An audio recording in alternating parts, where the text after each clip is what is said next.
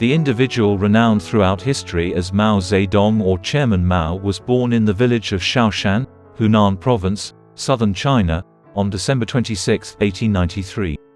His paternal figure, Mao Yichang, had been brought up in a family of impoverished cultivators.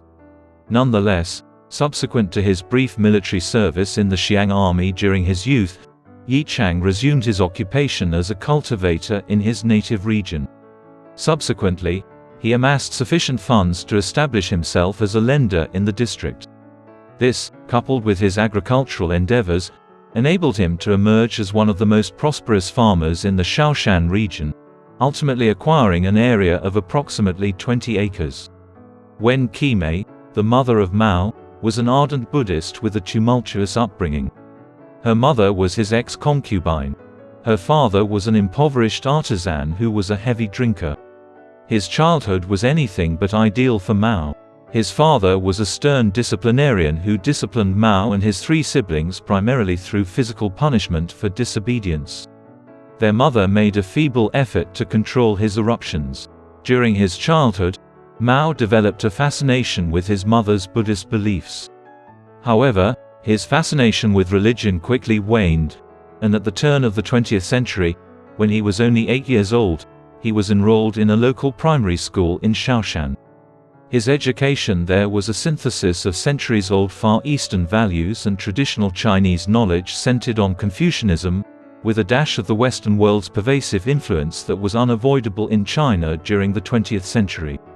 Furthermore, from an early age, Mao developed a keen interest in the fields of politics and history. At the age of 13, Mao revealed his rebellious nature at a young age by refusing to honor the arranged marriage to Luo Yishu, the 17-year-old daughter of another prosperous local farmer. This action generated a considerable controversy in the Shaoshan region. His father had arranged for him to wed Luo Yishu. Subsequent to this dispute, the adolescent Mao made a brief absence from his father's property, but swiftly returned. During the period in which Mao was maturing, China was undergoing profound transformations. Similar to neighboring Korea and Japan, European traders and religious missionaries initially established contact with China during the 16th and early 17th centuries. Similarly, the Chinese rapidly developed apprehension towards the foreign invaders and limited their interactions with them to a mere 2 ports situated in the southeastern region of the country, where trade activities were negligible. This continued for nearly 2 centuries, during which time China remained essentially isolated from a modernizing world.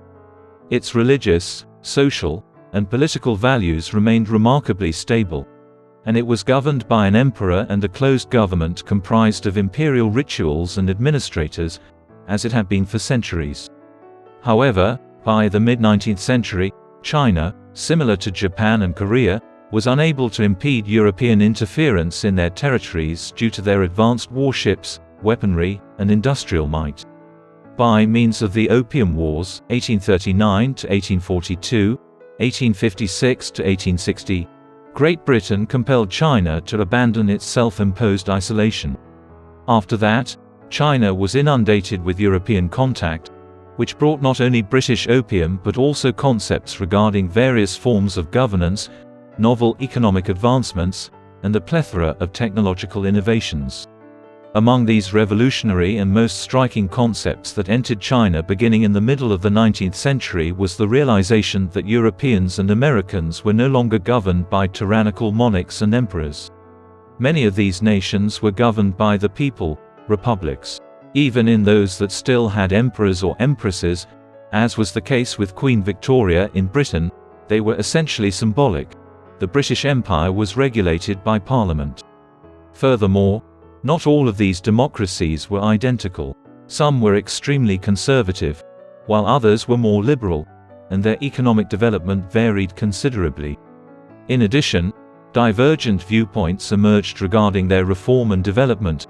Some advocated for the concentration of power among the affluent, while others argued for the equitable distribution of wealth and power in society. And once more, there were extreme notions. A specific one of these, formulated during the mid-19th century by the German political scientist Karl Marx, advocated for the communal ownership of all commodities and wealth. This he termed communism. As early 20th century Chinese citizens started to wonder why the emperor of the nearly 300-year-old Qing dynasty was still in power, these notions would soon precipitate profound transformations. Before Mao reached adolescence, he had already begun to study these political concepts. The individual displayed a specific fascination with demands for the establishment of a democratic government in China as an alternative to the imperial system. Additionally, they were intrigued by the Republican writings of Sun Yat-sen, a prominent figure in the Chinese Republican movement. In due course, these desires would be realized. The nation was undergoing a period of rapid change at the same time that Mao was enrolling in a new school in Changsha. In the late 1900s and early 1910s, portions of China were plagued by regional famines. This, coupled with numerous uprisings throughout the country and mounting demands for a more representative government, culminated in an army coup in October 1911. Initially, while Emperor Puyi was a mere 6 years old, the imperial government endeavored to appease the dissenters by addressing their grievances. However, it quickly became evident that a more profound transformation was required. In February 1912, following weeks of negotiations, it was finalized that the emperor would relinquish his throne and a new Republic of China would be founded, under the leadership of its inaugural president of a national government, Yuan Shikai, an imperial officer. Consequently, the dominion that had endured for centuries came to an end. However, during the mid-1910s, the precise trajectory of China's politics remained uncertain. These were noteworthy developments from which Mao had not been completely isolated. Upon the outbreak of the conflict in late 1911, he had already become an 18-year-old recruit in the insurgent army. During the spring of 1912, he returned to school as usual. During this period, he also initiated his exploration of socialism and communism as more radical regimes through literature. However, he remained unconvinced that this was China's optimal course of action at that moment. His education proceeded in the interim. Around 1913, he resolved to pursue a career in education and matriculated at the First Normal School of Hunan, which was considered the preeminent institution in the province at the time. By engaging in extensive reading, being elected secretary of the Student Society, and ultimately graduating as one of the top-ranked students in the institution, he developed into a well-liked and distinguished pupil. Critically, with regard to his subsequent endeavors, Mao was progressively exposed to the socialist concepts he had initially encountered a few years prior. As time passed, he came to realize that he more closely agreed with what he had read, especially considering the radical political atmosphere prevalent at the First Normal School, which was especially pronounced during China's initial forays into representative government. Yang Changji, who had accepted a position at Peking University and was one of Mao's primary influences at the time, relocated to Peking, presently known as Beijing, in 1917. Mao, who was working as a library assistant at this location, was surrounded by an increasing number of individuals who advocated socialism, communism, or Marxism as remedies for China's political ills. Notwithstanding the formation of the Republic in 1912, the nation persisted in undergoing turmoil due to internal conflicts between liberal and conservative factions, as well as the exercise of quasi-regional autonomy by regional warlords and power groups. Due to the fact that the Bolsheviks, a branch of Russian communism, had taken control of the Russian government in the autumn of 1917, mere months after the collapse of the autocratic Tsarist regime, Marxism was appealing to many at this time. Many believed that perhaps communism could also be a viable option for China, given its recent dissolution of its own antiquated autocratic imperial government. Furthermore, during the years 1918 and 1919, Mao himself was progressively adopting that perspective. This viewpoint was further solidified when he encountered the bourgeois animosity exhibited by the upper and middle classes in Beijing towards a rural youth such as himself. It was in Beijing that Mao experienced his complete enlightenment as a political radical. In the late 1910s, China was progressively descending into political anarchy as a burgeoning nationalist movement, spearheaded by Sun Yat-sen, endeavored to invigorate the nascent republic. The nationalists regarded the regime as weak and conservative, with excessive ties to the imperial era. While the government could exert its authority in certain regions, in others it merely existed as a symbolic entity. The Chinese government's inability to obtain the former German concession of Shandong during the peace negotiations at Versailles in Paris subsequent to the conclusion of the First World War further exacerbated this state of instability. When this portion of mainland China was instead ceded to Japan, a country that had been exerting its influence throughout East Asia since the late 19th century and had achieved far greater modernization success than China, the nationalists regarded it as an insult to national dignity. The Shandong controversy incited a significant student uprising that transpired in Beijing on May 4, 1919. This was motivated by a cohort of youthful political activists, including Mao, who grew weary of China's apparent ineffectiveness internationally and its tumultuous internal politics. The May 4 movement persisted thereafter and indirectly contributed to the Chinese Civil War, which transpired several decades later. The May 4 movement, which sparked a radical political awakening among China's youth, is commonly regarded as the party's genesis. As a result of the events of 1919, an increasing number of politically engaged young Chinese turned their backs on the Western liberals of Britain, France, and America, who had betrayed them on Shandong, and towards the Marxism and Leninism that were progressively prevailing in the Russian Civil War and solidifying the Communist Party's grip on Russia. As we have seen, Mao was already intrigued by communism as early as 1919. However, his complete dedication to the ideology did not occur until the months subsequent to the May 4 protests. During that summer, he also coordinated an umbrella organization of student organizations to protest the Japanese occupation of Shandong. This is the initial indication of his organizational prowess.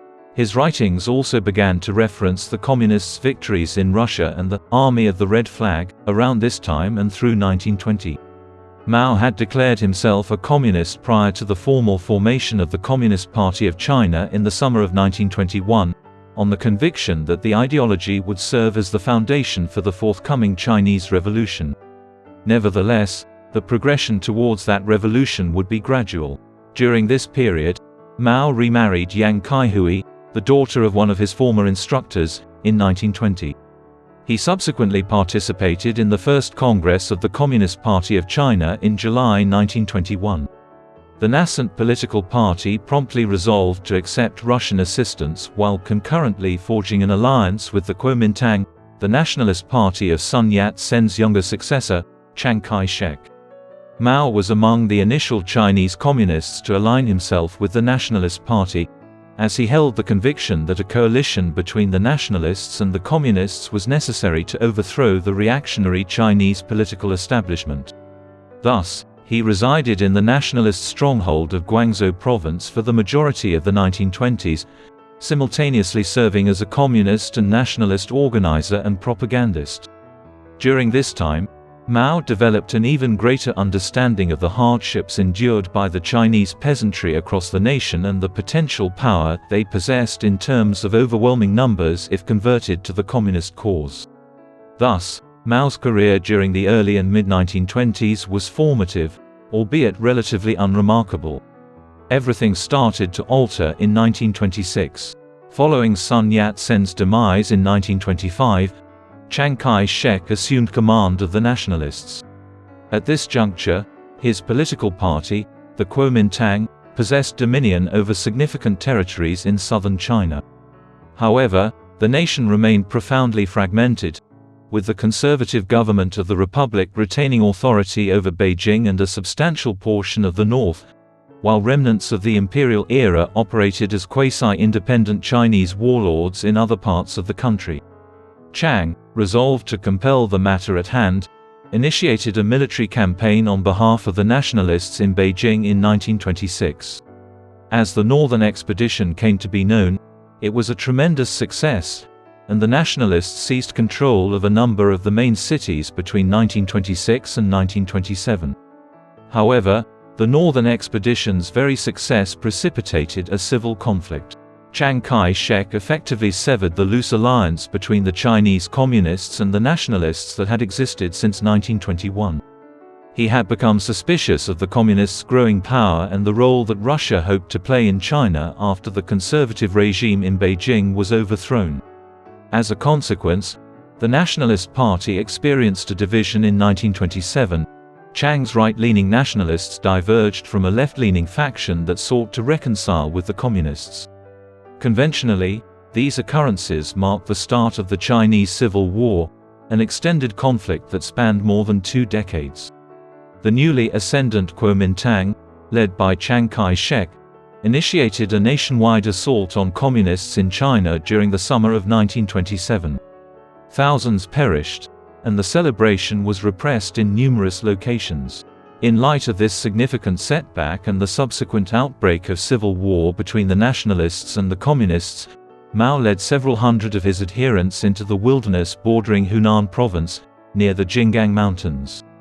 It commenced an extended phase of guerrilla warfare in which the Communist Party, with implicit support from Russia, endeavored to disrupt the nationalists' rule in anticipation of widespread urban uprisings among the nation's labor force against the nascent administration. Those years were frequently difficult for Mao. In 1930, the nationalists executed his spouse and sister. However, during his time as a guerrilla combatant in rural China, he developed a romantic attachment to He Zhizhen, whom he wed shortly after Yang Kaihui's demise. Also around this time, he made the decision to pursue an entirely different path. Rather than anticipating a Chinese urban proletariat uprising, he would employ the same strategy that had propelled the Chinese nationalists to power, the conquest of a territory that he would subsequently extend beyond. Mao Zedong, a prominent commander of the Chinese Communist movement at the time, instituted the Southwest Jiangxi Provincial Soviet government in Jiangxi Province in February 1930. Despite the nationalists' dominion over the majority of the nation, Mao Zedong established a Chinese Soviet state in Jiangxi for a brief period of time in the early 1930s, serving as its chairman. Additionally, the Red Army had grown and came under Zhou Enlai's general command by the early 1930s. The Chinese Communist Party as a whole centered its attention on Jiangxi as a secure haven for these forces. In fact, during the early 1930s, Mao, Enlai, and the Red Army thwarted multiple attempts by Chiang Kai-shek to reclaim control of the province by encircling Jiangxi. Nevertheless, the nationalists' military reaction was constrained, in part, by their involvement in a conflict across China in the early 1930s. The Empire of Japan had invaded the northeastern Chinese provinces of Manchuria and installed a puppet state known as Manchukuo there. The heightened Japanese involvement in China during the 1930s was merely the start. However, after the initial uproar surrounding Manchuria subsided, Chiang shifted his focus to reclaiming Jiangxi province from Mao and the Communists by the mid-1930s. The Chinese nationalists initiated the fifth encirclement of Mao and the Communists in Jiangxi province in September 1933. This effectively entailed the nationalists launching an insurmountable siege, one that the Red Army would be unable to repel. It became evident by the summer of 1934 that Mao and his adherents were compelled to either abstain from the besieged region or surrender. The subsequent occurrences are now considered to be part of the annals of the Communist Party.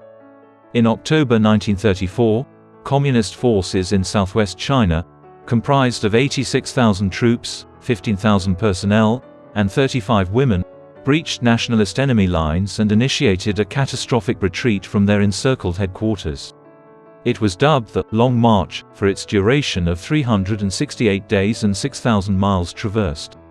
24 rivers and 18 mountain ranges were traversed. Combatants carried weapons and provisions on their backs or in carts hauled by horses. At times, the queue of marchers extended for 50 miles. The number of troops that successfully concluded the journey was only 4,000.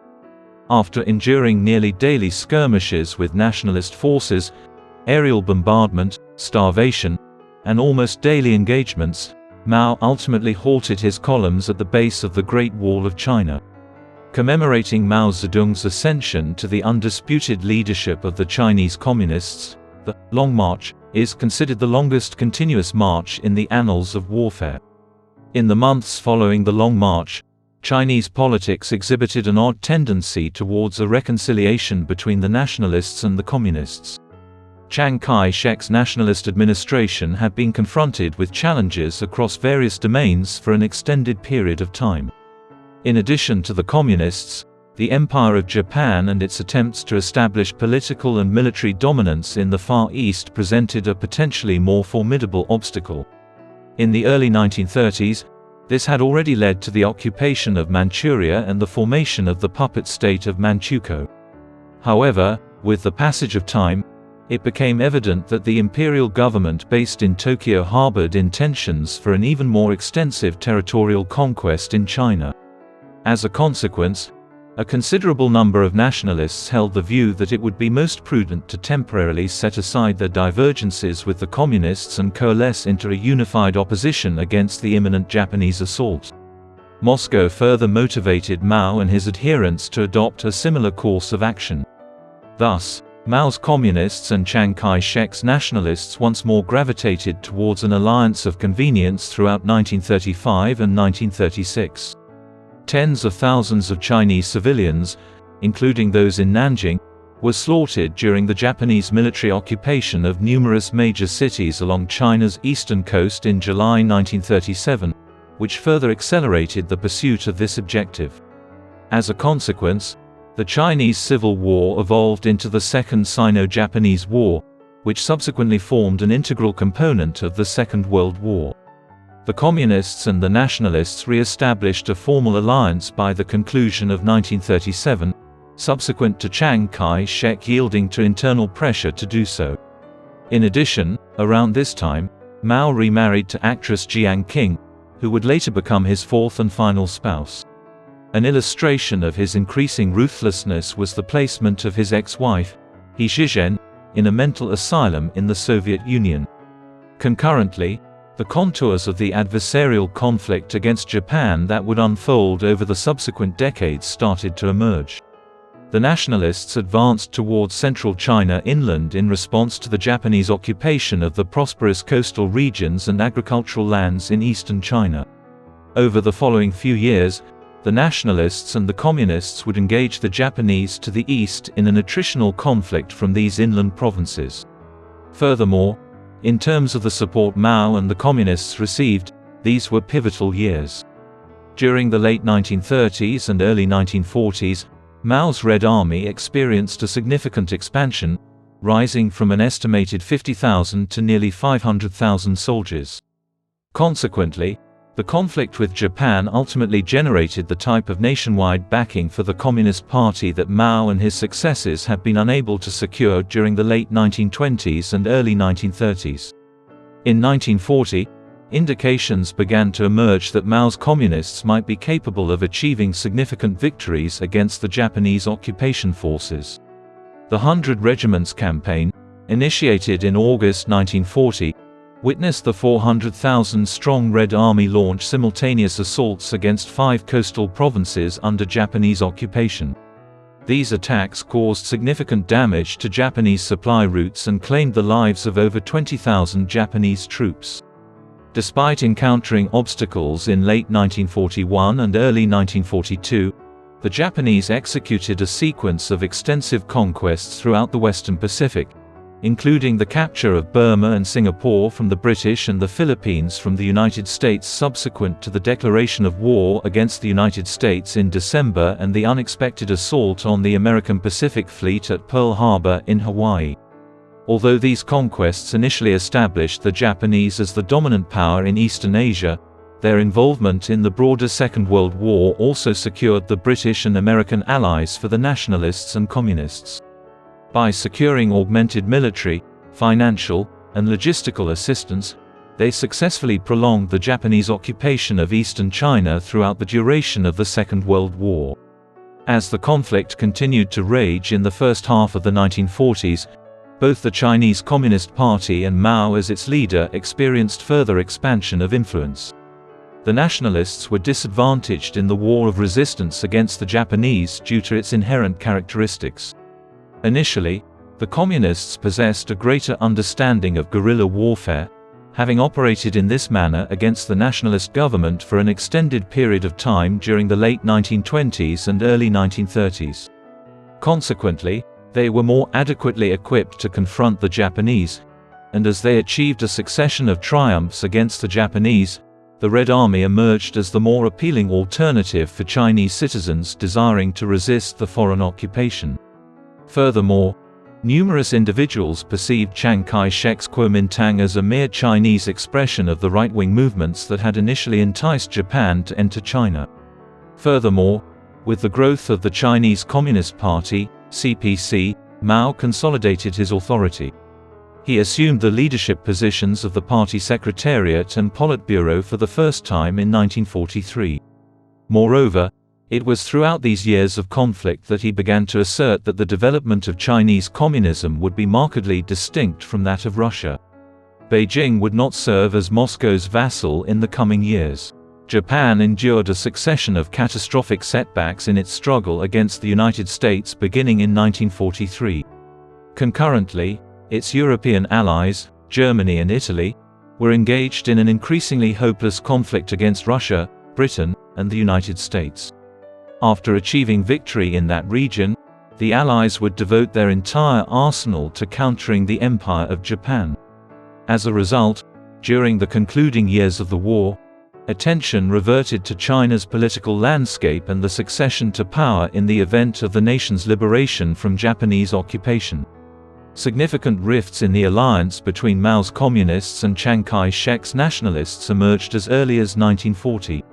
With the resumption of the Chinese Civil War in 1942, hostilities between the two factions had once more escalated.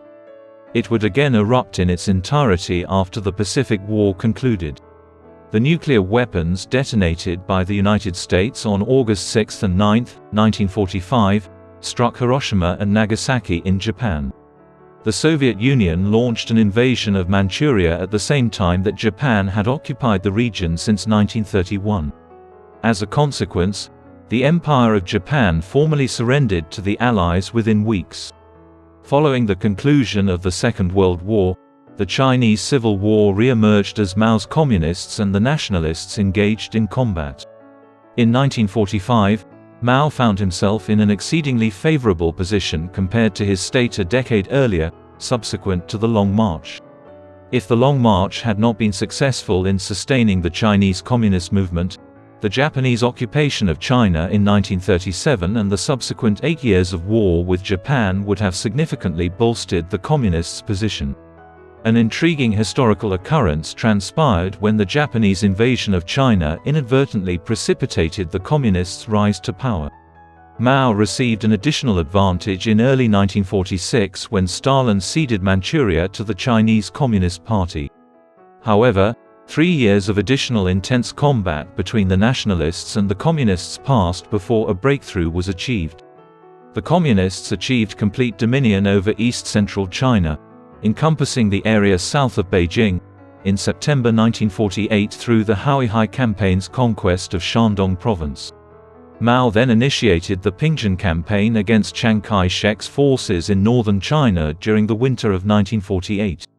More than 500,000 nationalist soldiers were killed, captured, or wounded during a 2-month campaign, leaving the north of the nation in communist hands.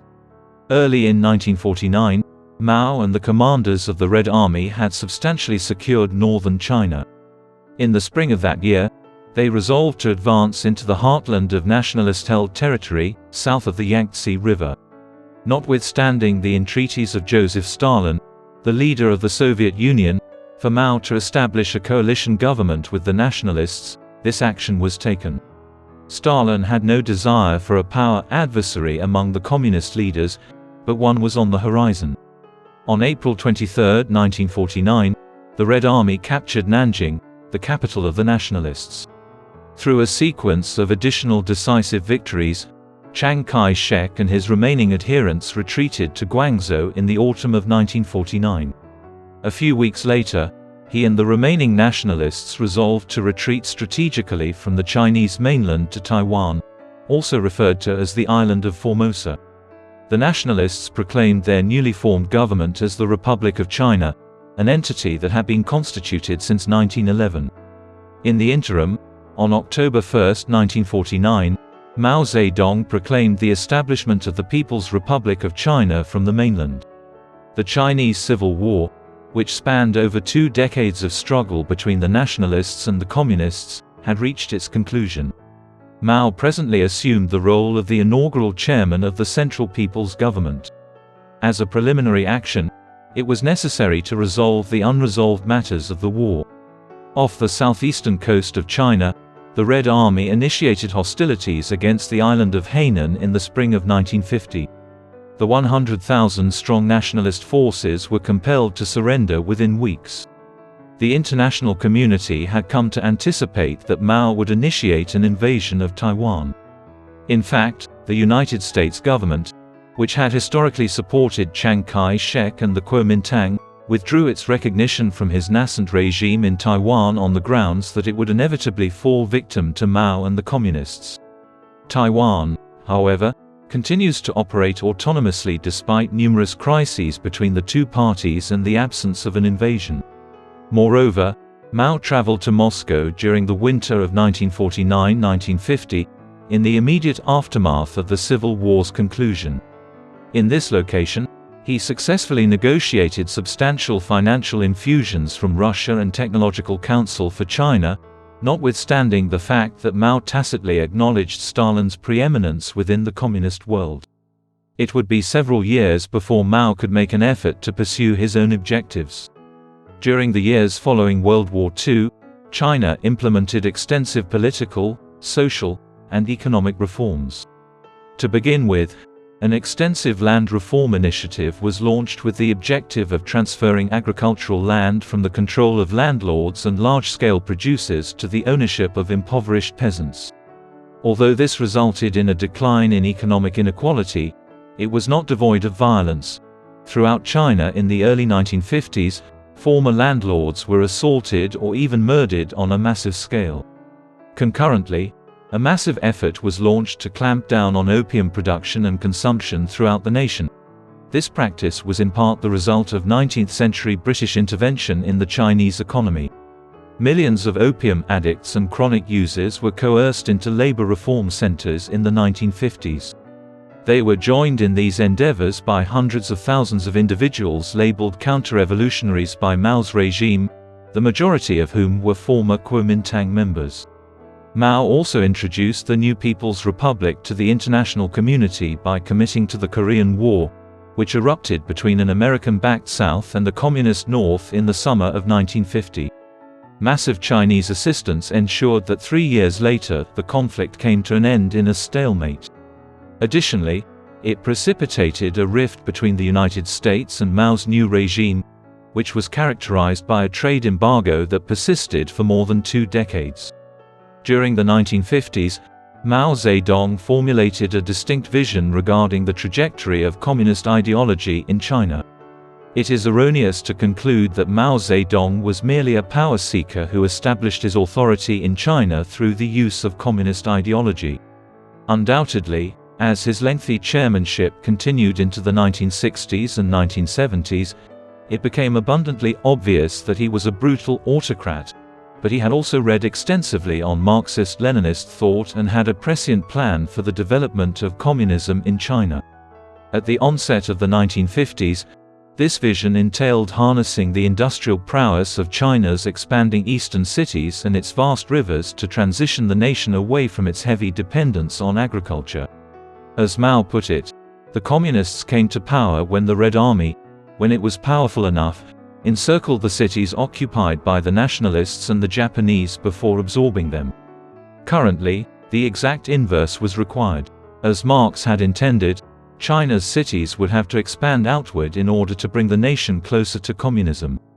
In pursuit of this objective, China implemented the first 5-year plan in 1953, drawing inspiration from the Soviet Union's implementation of 5-year plans in Russia during the 1920s.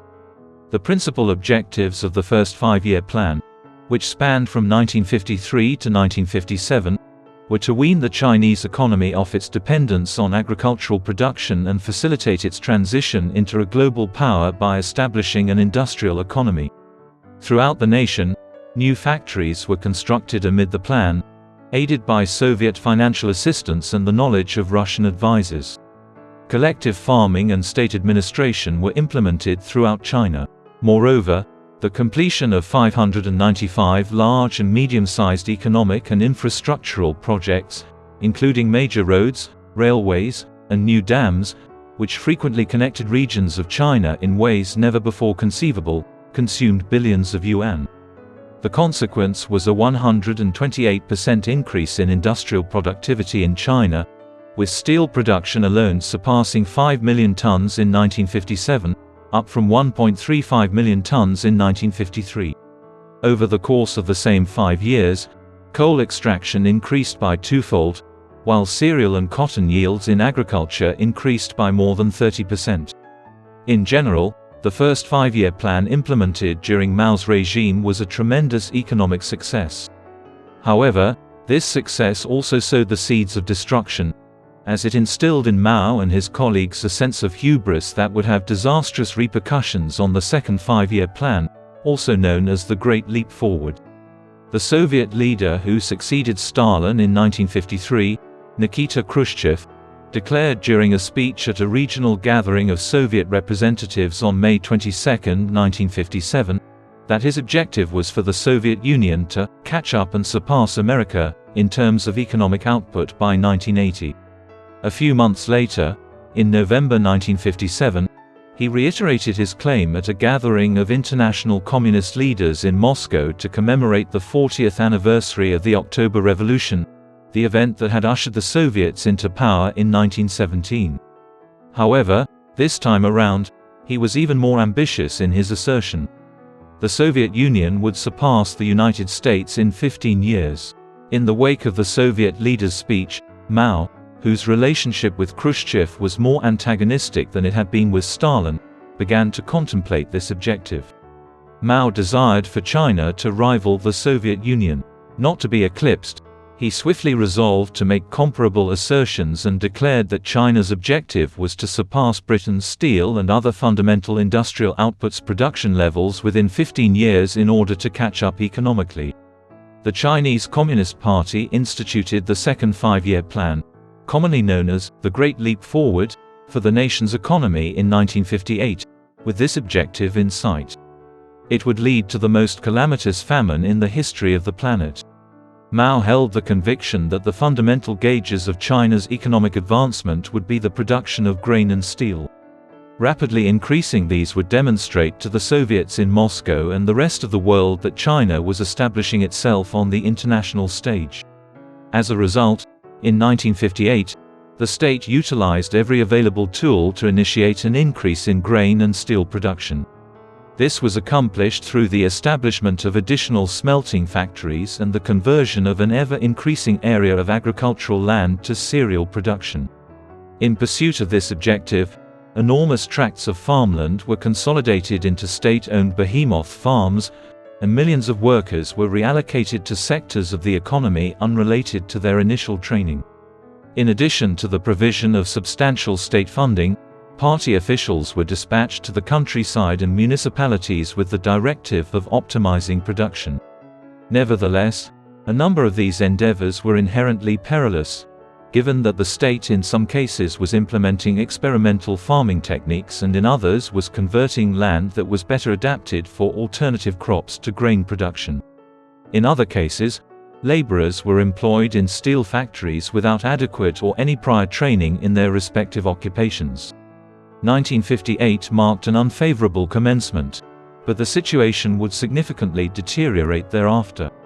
Despite these structural challenges, preliminary indications of advancement were observed.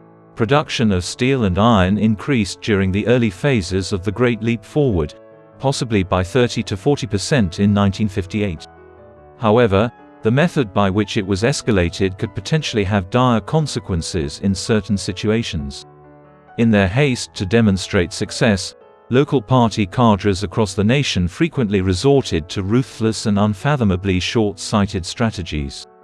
The more heinous techniques entailed overworking their factory employees in an effort to produce greater quantities of steel. However, within a few months, party officials across the nation also initiated the construction of backyard furnaces, an approach that Mao himself had endorsed. Essentially, these were improvised steel furnaces that were frequently erected in the backyards of residences. Pig iron, manufactured from scrap metal, proved to be virtually ineffective. However, the situation became even more dire when farming tools and other instruments crucial for nationwide food production were frequently melted down in backyard furnaces, so that local party officials could boast of greater purported steel production in their regions. The consequence was a dearth of fundamental agricultural implements as the months passed. From 1958 to 1961, the repercussions of this were catastrophic. As a result of coercing millions of farmers to work in factories located in urban areas, China lacked the manpower necessary to produce food on a national scale, which was frequently at a subsistence level to begin with. In addition, party officials engaged in the practice of demolishing fundamental agricultural machinery with the intention of inflating the steel production figures pertinent to their regions. Moreover, the party initiated the implementation of experimental irrigation techniques, resulting in the temporary unusability of substantial portions of agriculture in certain regions. Unsurprisingly, significant food shortages persisted in certain regions of the country by autumn 1958, only a few months after the Great Leap Forward commenced. Furthermore, this was exacerbated by the government's ongoing practice of exporting agricultural products, including cereals, to boost revenue and maintain the appearance of productivity growth. People in some regions of the nation were beginning to forage for wild foods in the countryside by the end of 1958, while others were starving to death. By 1959, however, nationwide cereal production had decreased by an estimated 15 to 2%. This decline was only the start. There exists a substantial amount of scholarly discourse regarding the extent to which Mao possessed knowledge of the events transpiring throughout China during the Great Leap Forward. There is a good chance that he was oblivious of the famine conditions in late 1958 and early 1959. However, newly discovered evidence indicates that he was at least aware by the late spring of 1959 and failed to alter his course of action. By the time he delegated control of certain aspects of the Great Leap Forward program to others in 1960, members of the Central Party were actively attempting to avert the worst. However, their efforts were already futile. The consequences of the events that transpired in 1958 and 1959 persisted into 1960 and 1961, during which China was beset by varying degrees of severe famine. In recent years, the opening of certain archives in China has enabled more precise estimates of the number of casualties. However, scholars are largely in agreement that at least 25 million individuals perished in a country with an approximate 1958 population of 660 million. According to Frank Dikötter, an authority on the era whose research was titled Great Leap Forward as Mao's Great Famine, the death toll could have reached 55 million individuals. An alternative estimation places the death toll between 30 and 45 million, rendering this famine the most calamitous in the annals of human history. Officially referred to as the Great Leap Forward, the second five-year plan concluded in 1962. Strangely, there was a lack of international coverage due to the fact that a substantial portion of the relevant information was relayed via the government of the Republic of China in Taiwan or the British enclave in Hong Kong. Furthermore, numerous foreign services held the belief that these sources were politically manipulating the magnitude of the suffering in order to advance their own agendas. Conversely, it had severely compromised Mao's leadership on an internal level. Mao Zedong ceased serving as chairman of the People's Republic of China on April 27, 1959. However, he maintained his roles as chairman of the Communist Party and in charge of military affairs. He was succeeded by Liu Shaoqi, and the Great Leap Forward was winding down by January 1962. During this period, Liu delivered a speech at the 7,000 Cadres Conference, where he vehemently opposed the Great Leap Forward. A mere veil of secrecy enveloped Mao's public censure, the magnitude of which was inconceivable even 5 years prior. Nevertheless, although Mao had temporarily relinquished a portion of his authority, he remained in complete control. However, he would be required to govern in a more collaborative fashion alongside influential individuals like Deng Xiaoping and Xiaoqi, whose efforts significantly contributed to the economic recovery following the disastrous policies implemented in the late 1950s. China became progressively more isolated internationally during the 1960s. Growing tensions had existed between Mao and Nikita Khrushchev, the premier of the Soviet Union, ever since Khrushchev assumed power after Stalin in the mid-1950s. Khrushchev's condemnation of Stalin's barbaric authoritarianism and his comparatively moderate position towards the Western powers infuriated Mao significantly. Furthermore, his disagreement with Moscow regarding the two regimes' understanding of orthodox Marxism grew steadily stronger. Relations between the two countries had deteriorated since the late 1950s, but they reached an all-time high in the early 1960s. This intensified after the Cuban Missile Crisis prompted Khrushchev to collaborate more closely with the John F. Kennedy administration in an effort to defuse the Cold War in a manner that Mao opposed. An indication of the division became apparent in 1961 when Mao Zedong labeled the Soviet regime revisionist traitors. Khrushchev, for his part, grew progressively suspicious of Mao's stance regarding the potentiality of a nuclear conflict with the West. An unsettling remark made by Mao once asserted that in the event of a nuclear war, half of the 300 million Chinese citizens who perished would remain alive to ensure victory. Thus, the Russian commander must have been concerned when the Chinese conducted their first successful nuclear test in 1964, but the Sino-Soviet split had already been resolved by that time. Although considerable is understood regarding the political career of the individual who presided over this rupture with Russia and the calamities of the Great Leap Forward, the more personal Mao continues to be a bit of a mystery. His fourth matrimonial union, solemnized in 1938 with Jiang Qing, endured for the duration of his life. However, Mao participated in a series of extramarital affairs, the most contentious of which occurred in his later years involving Zhang Yufeng, a private secretary who had only recently commenced working for Mao and was in her early 20s at the time. He was the guardian of at least 10 children, the majority of whom were 1920s born and with whom he had minimal contact due to his obligation to entrust them to others during the protracted civil war. He devoted a significant portion of his personal time to the composition of writing, particularly poems and political writings. In contrast, his reading preferences tended to lean towards traditional Chinese literature. His disposition was somewhat erratic. However, in contrast to Stalin's conduct in Russia throughout the 1930s and 1940s, he lacked the genuine malice that had characterized his past actions. Although Mao utilized state violence for political rather than personal gain, a substantial portion of his other personal motivations and inclinations remain obscured by the meticulously managed public image he maintained during his lifetime. Against the backdrop of the Sino-Soviet divide and the disastrous repercussions of the Great Leap Forward, Mao Zedong initiated the Great Proletarian Cultural Revolution, which is now commonly referred to as the Cultural Revolution.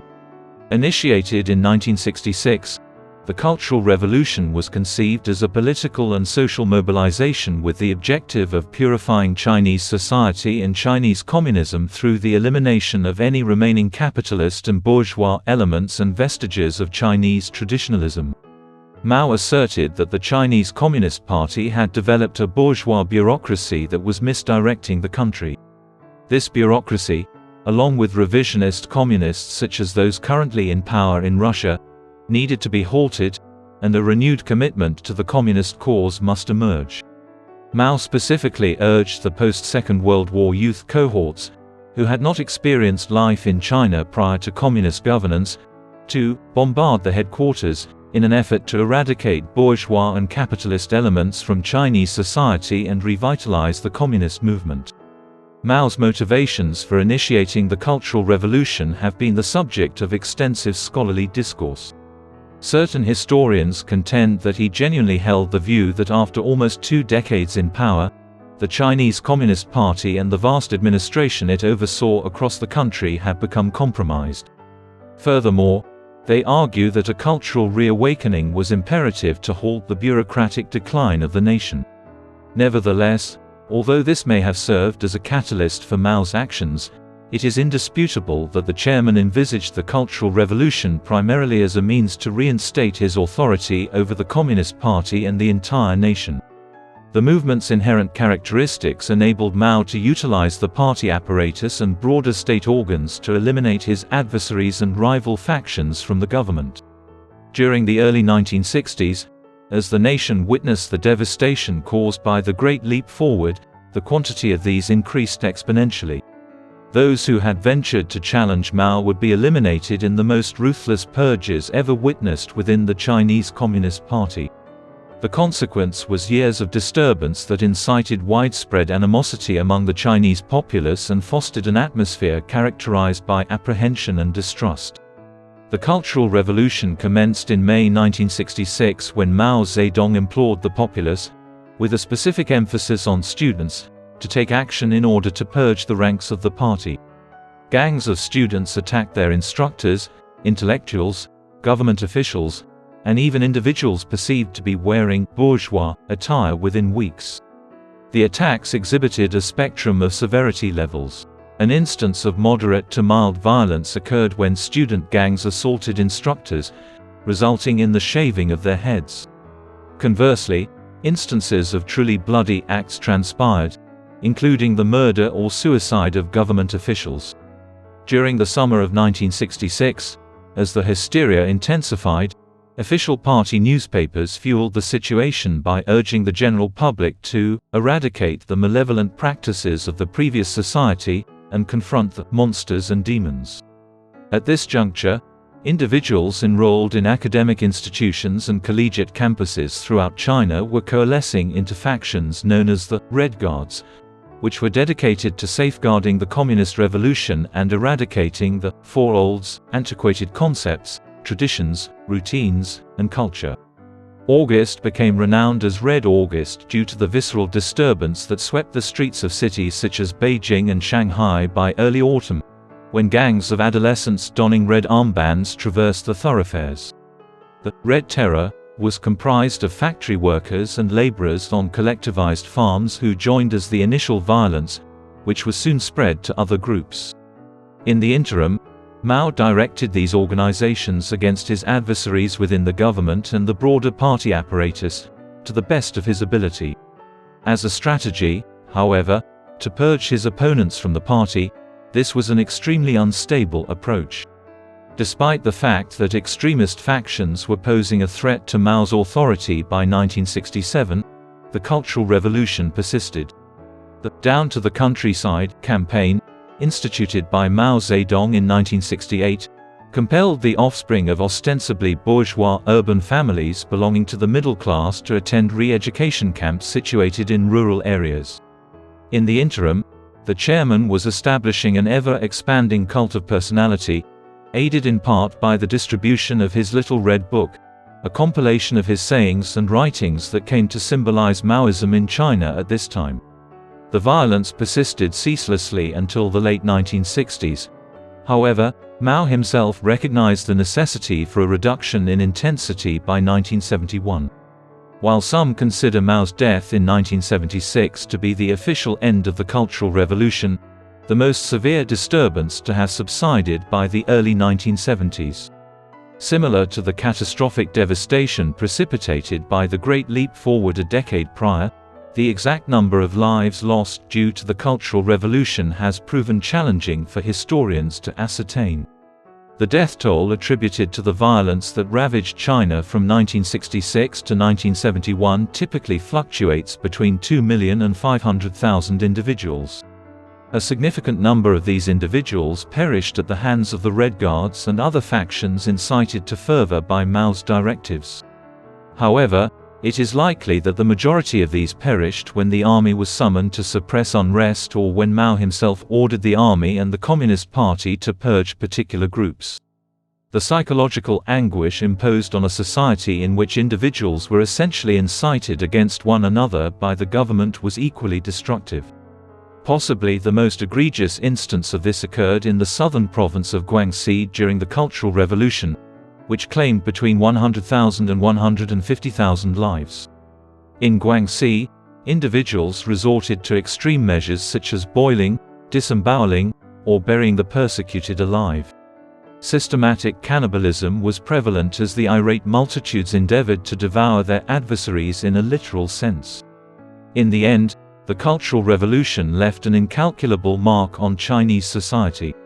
In the early 1970s, a significant event occurred in China's diplomatic ties with other nations, which continues to have far-reaching consequences. Diplomatic relations between the People's Republic of China and the United States government were effectively severed as a result of China's participation in the Korean War. Washington imposed trade sanctions on China. Nevertheless, as 2 decades passed, each party began to cautiously examine the potential for a resumption of diplomatic relations. In pursuit of this objective, Republican candidate Richard Nixon proposed overtures to China during the 1968 U.S. presidential election. Negotiations commenced upon his inauguration. Henry Kissinger, who served as National Security Advisor to Richard Nixon, embarked on an undisclosed diplomatic mission to Beijing in 1971. Nixon subsequently paid an official state visit to China in February 1972, during which he met Mao Zedong. This historic encounter marked the first between a Chinese and American head of state since the Second World War. Although not entirely comprehended at the time, Nixon and Mao were laying the groundwork for a bilateral diplomacy between the United States and China that has since become the most significant international relationship between two states and is regarded by many as such. Notwithstanding the outward appearance of normalcy that Nixon's official state visit to China in 1972 bestowed upon the two countries, the Chinese government persisted in its extreme policies within the country. Nixon visited Mao when he was nearly 80 years old, and due to years of chain smoking, he had developed a multitude of physical maladies. As a consequence of this and the cult of personality he had cultivated, during his final years in China, he permitted a number of senior Communist Party members to amass enormous influence. The group was commonly referred to as the Gang of Four.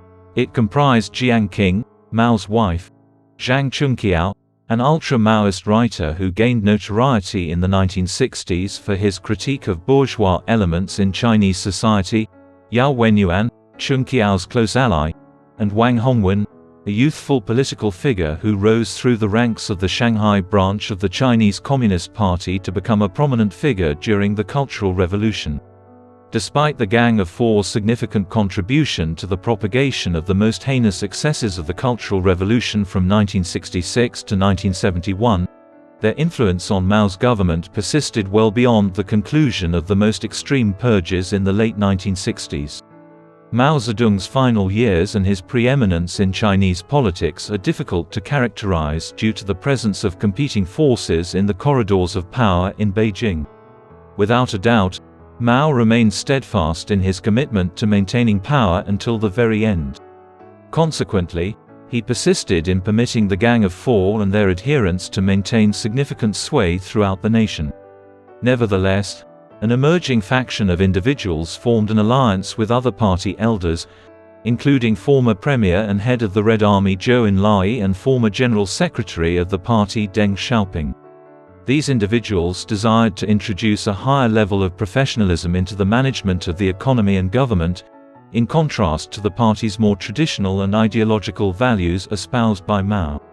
As members of the party establishment who had fought against the Japanese and the nationalists during the 1930s and 1940s were frequently expelled from the organization in the late 1960s, only to be progressively rehabilitated in the 1970s, the Cultural Revolution had also caused considerable resentment. In the final years of Mao's existence, the politics of China were marked by animosity between each of these factions, and he was primarily accountable for establishing this state of affairs. As Mao approached his final years, the political instability that had persisted since the Cultural Revolution remained unresolved. During the mid-1970s, his health continued to decline, and he was afflicted with a number of cardiac and lung conditions, the latter of which were significantly exacerbated by his chain smoking. Additionally, there were persistent unconfirmed rumors that he had developed a substantial dependence on sleeping pills over time. During a state visit on May 27, 1976, Mao encountered Pakistani Prime Minister Zulfikar Ali Bhutto, where the final known photograph of him was captured.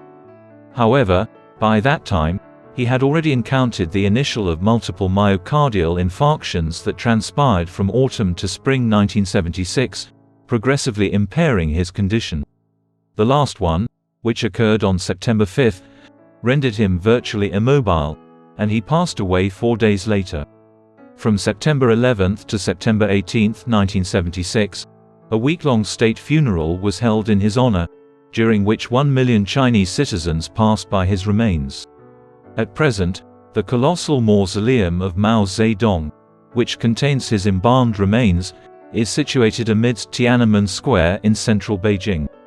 This edifice was formerly the location of the Gate of China, which served as the southern entrance to the ancient imperial city from the 14th to the 20th centuries prior to its demolition in 1954. It could be considered a suitable assertion of the demarcation between ancient China and modern China. The demise of Mao coincided with the gradual decline of the elder leadership of the Chinese Communist Party, which had emerged politically conscious during the May 4 movement in 1919, and had been ingrained in Chinese society since then. Zhou Enlai, the former commander of the Red Army and a potential Mao successor, predeceased Mao by a mere few months. In consequence, Mao had designated Hua Guofeng, the Minister of Public Security, as his heir apparent in the final moments preceding his demise. In 1976, he assumed the position of Chinese Communist Party chairman. However, his tenure was brief.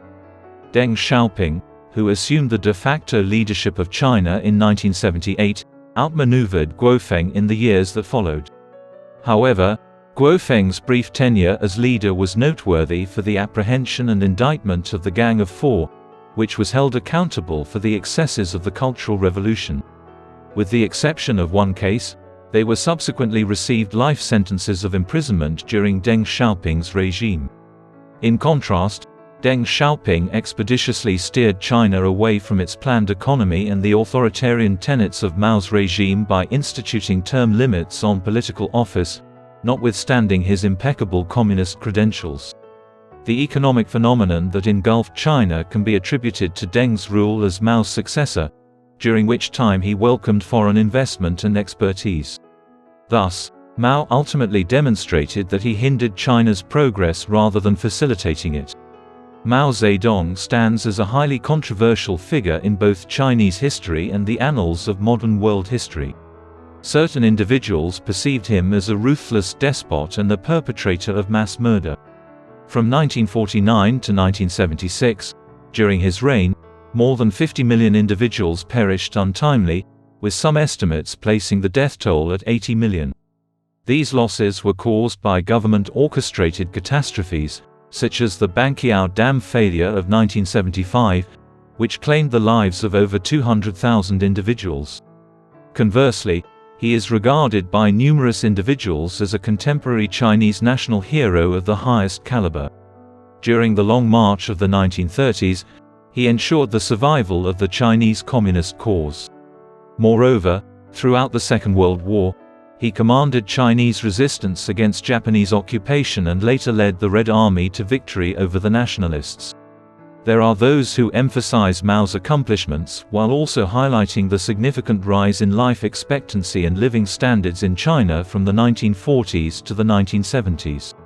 These individuals contend that Mao established the groundwork for the country's economic miracle, which commenced in the latter part of the 20th century. It is truly remarkable how a single person can elicit such a wide range of divergent viewpoints. Mao's pivotal role in facilitating the rise to power of the Communist Party in China is beyond dispute. The movement potentially failed to endure the 1930s without Mao, and his leadership was equally pivotal during the post-war era. However, after attaining power, this obviously intelligent and capable individual became fixated on maintaining and expanding his dominion over China, even if it meant sacrificing lives and upsetting social stability. China entered the disastrous Great Leap Forward due to his desire to avoid playing second fiddle to Khrushchev and the Russians. His refusal to acknowledge how badly things had gone wrong caused the famine that the second five-year plan generated to drag on for years and kill between 30 and 50 million Chinese people. Midway through the 1960s, Mao's pathological desire to consolidate his authority as leader of the Chinese state was the driving force behind the Cultural Revolution's instability and violence. The Mao that emerged during the 1950s and 1960s was distinct from the revolutionary who became a party member for the first time in 1921 and instigated the Long March in 1934. Consensus among his lifelong acquaintances was that he underwent significant transformations as time passed. However, despite the fact that Mao's rule in the 1950s and 1960s was marked by an abundance of nefarious aspects, some historians have refrained from fully condemning him in the same manner as they would other brutal dictators of the 20th century, including Adolf Hitler, Joseph Stalin, and Pol Pot. Although Mao likely caused the deaths of a significantly greater number of his own people than any of these other dictators, certain historians have emphasized the importance of examining the true motivations of these individuals. Hitler's objective was to commit the genocide of the Jewish population of Europe with the deliberate implementation of the final solution in 1941. In contrast, while the Great Leap Forward was a disastrous endeavor, the deliberate killing of millions of Chinese people under the second five-year plan was not in his design. Conversely, the objective was to significantly enhance the economy of the nation. Therefore, it could be argued that Mao's reign as leader of the People's Republic of China serves as an example of the dire consequences that can ensue when governments driven by ideology attempt to impose utopian concepts on a populace unprepared to react to such schemes. Mao's ineffectual endeavors to impose communist ideology on China were responsible for a significant portion of the most severe suffering of the 20th century. What is your assessment of Mao Zedong? Do you believe he was genuinely committed to the concept of communism? Or did he merely come to the realization that this ideology served as the foundation for great authority over time? Please let us know in the comment section, and in the meantime, thank you very much for watching.